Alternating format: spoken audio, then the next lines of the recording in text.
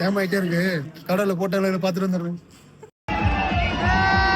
இவ்வளோ எக்ஸைட்மெண்ட்டோட துபாயில் தலை தரிசனம் குட் பேட் அக்லி பார்க்கறதுக்காக நாங்கள் இங்கே இருக்க தேட்டருக்கு வந்துருந்தோம். துபாயில் ஏகேவுக்கு இவ்வளோ ஃபேன்ஸ் இருக்காங்க அப்படின்றது இங்கே வந்து பார்த்ததுக்கு அப்புறம் தாங்க எனக்கே புரிஞ்சுது. எங்க கூட வந்தவருமே ஒரு தலை ஃபேனு. ஸோ படம் ஃபுல்லாக கடவுளே அஜித்தேன்னு கத்தி நம்மளை அடிச்சிட்டா போல. எங்களுடைய இந்த எக்ஸைட்மெண்ட் ஏற்ற போல படமும் செம ஃபன்னாக அண்ட் என்ஜாய் பண்ணுற போல இருந்துச்சு. எஸ்பெஷலி அந்த வில்லனோட என்ட்ரியாக இருக்கட்டும், நம்ம தலையோட என்ட்ரியாக இருக்கட்டும், எல்லாமே வேற லெவலுங்க.